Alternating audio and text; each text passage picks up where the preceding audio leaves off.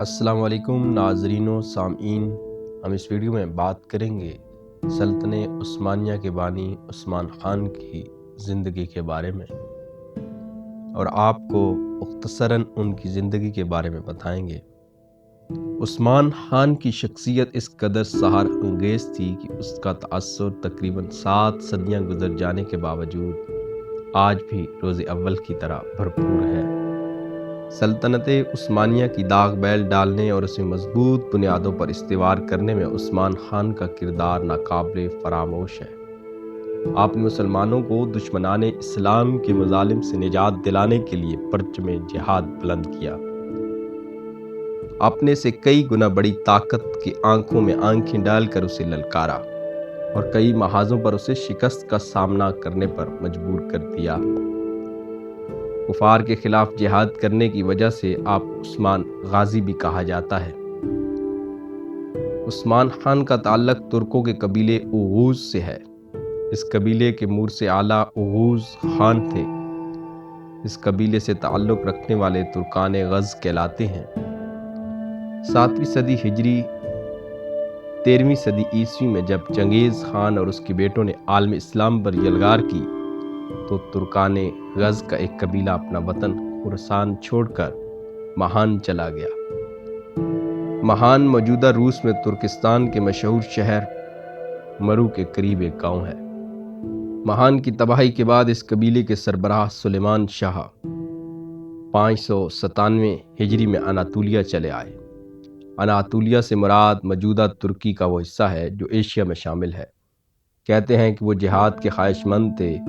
مشرقی اناطولیہ میں 7 برس قیام کے دوران انہوں نے شمال کے عیسائی دشت پسندوں کا قلع کما کیا جو اخلاط آ کر لوٹ مار کرتے تھے۔ انہوں نے شمال کے بازنطینی حکومت سے ٹکر لی جس کا مرکز طرابزون موجودہ ترکی کی اہم بندرگاہ تھا۔ اس کے بعد سلیمان شاہ نے شام کے مشہور شہر حلب کی طرف ہجرت کی۔ مختلف مورخین نے ان کے اس اقدام کی مختلف توجیہات بیان کی ہیں۔ ایک یہ کہ ایران میں منگولوں کی واپسی شروع ہو گئی تھی، دوسرے یہ کہ سلیمان شاہ آخری صلیبی جنگ میں شرکت کے لیے بیت المقدس جا رہے تھے۔ جب یہ قافلہ حلب کے قریب دریائے فرات پر پہنچا تو سلیمان شاہ دریا پار کرتے ہوئے پانی میں ڈوب کر جاں بحق ہو گئے۔ ان کو قلعہ جعبر کے سامنے دفن کیا گیا۔ ان کی قبر کو ترک مزاری کہتے ہیں اور یہ آج بھی قائم ہے۔ سلیمان شاہ کے کئی بیٹے تھے۔ ان میں سے ارطغرل اور دوندار نے اپنے ساتھیوں کے ساتھ مشرقی اناطولیہ کا سفر جاری رکھا۔ وہ کوئیاں کی طرف گامزن تھے کہ راستے میں شہر سیواس کے قریب ایک میدان میں انہیں 2 فوجوں میں زبردست جنگ ہوتی نظر آئی۔ ان میں سے ایک حریف طاقتور تھا اور دوسرا کمزور۔ ارطغرل نے کمزور کی مدد کرنے کا فیصلہ کر لیا۔ یہ بھی ممکن ہے کہ انہوں نے فوجوں کے پرچموں اور سپاہیوں کے وضاقتہ اور لباس سے بھی ان کی قومیت اور مذہب کا اندازہ لگا لیا ہو۔ بہرحال ارطغرل کے پاس حالانکہ صرف 444 سوار تھے، لیکن وہ اس مختصر سی جمعیت کو لے کر اس طاقتور فوج پر بجلی کی طرح ٹوٹ پڑے جو ایک کمزور فوج کے سپاہیوں کو مار رہی تھی۔ یہ حملہ اس قدر اچانک تھا کہ بڑی فوج کے افسروں اور سپاہیوں کو یہی گمان گزرا کہ حریف کو کہیں سے تازہ دم سپاہیوں کی بڑی کمک حاصل ہو گئی ہے۔ اس زبردست فوج کے سپاہیوں کے قدم اکھڑ گئے اور انہیں بھاگتے ہی بنی۔ جب میدان صاف ہو گیا تو فاتح فوج کے سپہ سالار یہ جاننے کی کوشش کی کہ یہ کون لوگ تھے جو ایک نازک موقع پر رحمت کے فرشتے بن کر آئے۔ تعارف کی رسم ادا ہوئی تو انکشاف ہوا کہ بھاگنے والی فوج منگولوں کی تھی اور ارطغرل اور ان کے ساتھیوں نے جس فوج کی مدد کی وہ سلجوقی حکمران علاؤالدین کیقباد کی تھی۔ علاؤالدین کیقباد نے ارطغرل کی بہادری اور جواں مردی کے اعتراف کے طور پر انہیں ایک علاقہ کا حاکم بنا دیا۔ اس علاقے کا نام سغد بھی لکھا گیا ہے، سغود بھی اور سوگود بھی۔ سرسبز علاقہ دریائے سکار کی بائیں جانب واقع ہے۔ گو کہ یہ کوئی وسیع علاقہ نہ تھا، لیکن بازنطینی سلطنت کی سرحد کے قریب واقع ہونے کی وجہ سے اس کی بہت اہمیت تھی۔ علاؤالدین نے ارطغرل کو اوجبک یعنی سرحدی سردار کا لقب بھی دیا۔ ارطغرل بہت نڈر اور ہوشیار جرنیل تھے۔ رومی سرحدی قلعوں میں موجود فوجوں کی جانب سے جتنے بھی حملے ہوئے، ارطغرل نے اپنی مختصر سی سپاہ کو خوبی سے استعمال کر کے یہ تمام حملے پسپا کر دیے۔ اس طرح اطراف کے تمام علاقوں میں ترکوں کی شجاعت کے چرچے عام ہو گئے اور بہت سے ترک قبائل ارطغرل سے آ ملے۔ یوں ترکوں کی قوت میں اضافہ ہو گیا۔ کچھ عرصے بعد ارطغرل نے علاء الدین کے نائب کی حیثیت سے منگولوں اور بازنطینیوں کی متحدہ فوج کو شکست دی۔ اس کارنامے پر خوش ہو کر علاء الدین نے اس کے شہر کو بھی ارطغرل کے زیر انتظام دے دیا اور ان کے تحت آنے والے پورے علاقے کا نام سلطانونی رکھ دیا۔ اس کی شہر وسطی اناطولیہ کے مغربی حصے میں واقع ہے اور اپنے گرم چشموں کے لیے مشہور ہے۔ علاء الدین نے ارطغرل کو اپنی فوج کے مقدمۃ الجیش کا سالار بھی مقرر کر دیا۔ سلطانونی کا علاقہ بھی بہت سرسبز تھا۔ اس کے بڑے حصے میں گھئیوں کی کاشت ہوتی تھی اور انگور کے باغات کی کثرت تھی۔ 656 ہجری میں اللہ تعالیٰ نے ارطغرل کو ایک بیٹا عطا کیا۔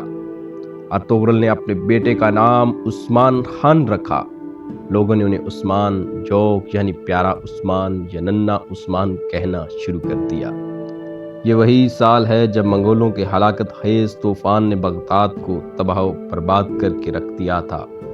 ہم کہہ سکتے ہیں کہ عثمان خان کی ولادت کی صورت میں ملت اسلامیہ ایک نئے دور کا آغاز کر رہی تھی، ایک بھرپور اور تابناک دور جو دولت عثمانیہ کے نام سے تقریباً 650 برس کی طویل مدت پر محیط ہے۔ عثمان خان نے مروجہ تعلیم پائی اور جنگی فنون پر دسترس حاصل کی۔ جلد ہی وہ مختلف جنگوں میں اپنے والد کی نیابت کرنے لگے۔ اس کی شہر سے ملے ہوئے علاقے ایترونی میں ایک بڑے عالم رہتے تھے جن کا نام شیخ عدوبالی تھا۔ عثمان اکثر شیخ کے پاس ان کے علم سے فیضیاب ہونے کے لیے جایا کرتے تھے۔ شیخ نے اپنی بیٹی مال خاتون کی شادی عثمان خان سے کر دی۔ مال خاتون نہ صرف ظاہری خوبصورتی سے مالا مال تھیں بلکہ علم و عمل اور سیرت کے اعتبار سے بہت بلندیوں پر فائز تھیں۔ انہی خاتون کے بدن سے عثمان خان کے بیٹے اور خان اور علاء الدین پیدا ہوئے۔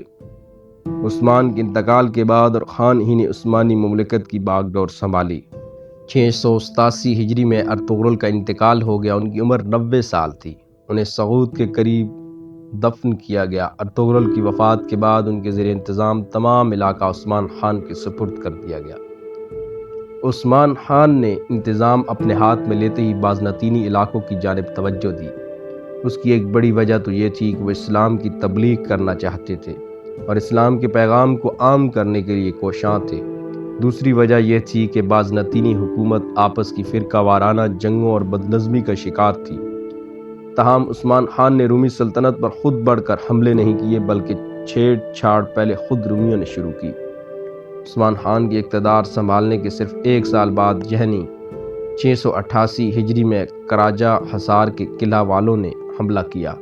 عثمان خان نے اس قلعے کو فتح کر لیا۔ علاء الدین نے یہ قلعہ بھی عثمان خان کی تحویل میں دے دیا، اپنے نام کا سکہ ڈالنے کی اجازت دی اور ان کا نام خطبے میں شامل کر دیا۔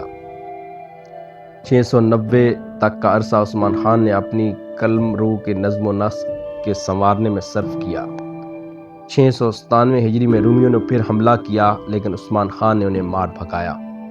698 میں حصار بیلا جک کے سردار نے اپنی بیٹی کی شادی کی تقریب میں عثمان خان کو مدعو کیا۔ سردار کا ارادہ یہ تھا کہ اس تقریب میں عثمان خان کو بے بس کر کے انہیں قیدی بنا لیا جائے، لیکن عثمان خان کو اس کی سازش کی اطلاع مل گئی تھی۔ وہ اپنے 40 ساتھیوں کے ہمراہ تقریب میں پہنچے جن کے لباس میں اسلحہ چھپا ہوا تھا۔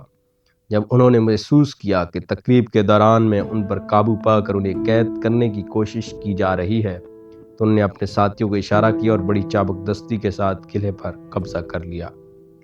اپنے ابتدائی دور میں عثمان خان نے اطراف کے عیسائی قبائل اور حکام کو اسلام قبول کرنے کی دعوت دی۔ ہرمنجک کے عیسائی حاکم کوسا میں حائل مسلمان ہو گئے اور انہوں نے رومیوں کے خلاف زبردست جہاد کیا۔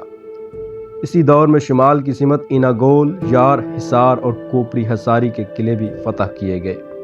پہلے ان مقامات پر ان امراء کا قبضہ تھا جو رومیوں کو باقاعدگی سے خراج ادا کیا کرتے تھے۔ یہ علاقے پہاڑیوں اور وادیوں پر مشتمل ہیں۔ کھوپری حصار کی فتح بہت اہم ثابت ہوئی، کیونکہ بعد میں جو علاقے فتح ہوئے ان کے لیے فوجی کارروائیوں کا مرکزی کھوپری حصاری کا قلعہ تھا۔ عثمان خان نے جب اطراف کے حکمرانوں کو اسلام کی دعوت پہنچائی تو لفقہ اور قادرلی کے شہزادوں نے جزیہ دینا قبول کر لیا، لیکن جن حکمرانوں نے اسلام کی دعوت کا مذاق اڑایا، عثمان خان نے ان حکمرانوں کے علاقوں کو بھرپور حملہ کر کے فتح کر لیا۔ ان میں مارتونی، گویک، ترکلی، کراکین، تکر، نیاری وغیرہ کے علاقے شامل ہیں۔ 700 ہجری میں جب آخری سلجوقی حکمراں علاء الدین ثانی منگولوں کے حملے میں جاں بحق ہو گئے تو عثمان خان نے ینی شہر پر قبضہ کر کے اسے اپنا دارالحکومت بنا لیا۔ اسی عرصے میں عثمان خان نے ایک قریبی ریاست قرطمان کو جنگ کر کے فتح کر لیا۔ رومیوں نے خطرہ بھانپ کر 701 ہجری میں ایک بڑی فوج حملے کے لیے بھیجی۔ عثمان خان کی فوج قیون کے حصار کے مقام پر بڑی بہادری سے لڑی۔ دشمن بھاگ کھڑا ہوا۔ 6 سال کے مختصر عرصے میں عثمان خان کی مملکت کی حدود بحر اسود کے ساحل کو چھو رہی تھی۔ اس کے بعد عثمان خان نے برسا کی طرف توجہ دی، جو ماضی میں بروسا کہلاتا تھا۔ یہ شہر موجودہ مشرقی ترکی میں بحر مرمرا کے قریب کول الوواق کے دامن میں واقع ہے اور ترکی کا ایک بڑا شہر ہے۔ ماضی میں بھی یہ بڑا اہم شہر تھا، جسے بعد میں عثمانیوں نے خوب ترقی دی۔ اس شہر کی حفاظت کے لیے رومی فوج نے جان توڑ کوشش کی۔ شہر والے قلعہ بند ہو کر بیٹھ گئے۔ قیصر روم نے منگول حکمراں غازان خان کو ساتھ ملانے کی بڑی تگ و دو کی۔ اپنی بہن میریا کی شادی غازان خان سے کرنے کا اعلان کیا، لیکن یہ تمام کوششیں بے سود ثابت ہوئیں۔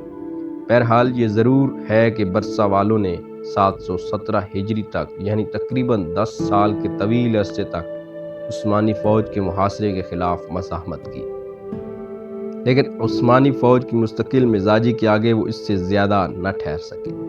ان کے پاس سامان خرد و نوش ختم ہو گیا اور فاقوں تک نوبت آ گئی۔ برسا کے خلاف جہاد کا آغاز عثمان خان نے کیا تھا۔ کہتے ہیں کہ وہ اپنی اسلامی مملکت کو تیزی سے وسعت دیتے ہوئے قسطنطنیہ تک پہنچانا چاہتے تھے۔ یہ خواب ان کی زندگی میں تو پورا نہ ہو سکا، البتہ دولت عثمانیہ کے 7ویں حکمراں سلطان محمد فاتح نے اس خواب کو پورا کر دکھایا۔ برسا کا محاصرہ طول پکڑ گیا تھا۔ 10 سال کی مدت کم نہیں ہوتی۔ اس دوران عثمان خان علیل ہو گئے تھے۔ وہ سخت چلے گئے اور برسا کی فتح کی خوشخبری کا بے تابی سے انتظار کرنے لگے۔ آخر 762 ہجری میں وہ تاریخی دن آ گیا جب عثمان خان کے صاحبزادے اور خان برسا کی فتح کی خوشخبری لیے ہوئے اپنے والد کے پاس حاضر ہوئے، اور وہ واقعہ پیش آیا جس کا ذکر مضمون کے آغاز میں کیا گیا ہے۔ اس کے چند دنوں بعد 21 رمضان المبارک 762 ہجری کو عثمان خان سفر آخرت پر روانہ ہو گئے۔ ان کی وصیت کے مطابق انہیں برسا لے جا کر دفن کیا گیا۔ برسا میں ان کا مزار آج بھی موجود ہے۔ برسا کو دارالحکومت بنانے کی جو ہدایت عثمان خان نے اپنے بیٹے کو دی تھی، نہایت دانشمندانہ تھی۔ اس طرح عثمانیوں نے اس شہر میں اپنے قدم مضبوطی سے جمائے اور قسطنطنیہ کی فتح کی راہیں ہموار ہو گئیں۔ عثمان خان نے 68 برس کی عمر پائی اور 38 سال حکومت کی۔ اس پورے عرصے میں انہوں نے عثمانی مملکت کو جنوب میں قوطیہ اور شمال میں بحر مرمرا اور بحر اسود تک وسیع کر دیا۔ ان کی قلمرہ کا طول 120 میل اور عرض 60 میل تھا۔ گو کہ یہ مملکت بہت مختصر محسوس ہوتی ہے، لیکن یہی ننھا سا پودا صرف 200 سال میں بڑھ کر ایک تناور درخت کی شکل اختیار کر گیا۔ عثمانی سلطنت کی اس گھنے درخت کی شاخیں 10ویں عثمانی فرمانروا سلمان اعظم قانونی کے دور میں پھیل کر ایک طرف بحیرہ ہنگری اور دوسری جانب بصرہ، تیسری طرف بحیرہ کیسپیئن اور چوتھی جانب بحر روم کے مغربی حصے تک پھیلی ہوئی تھیں۔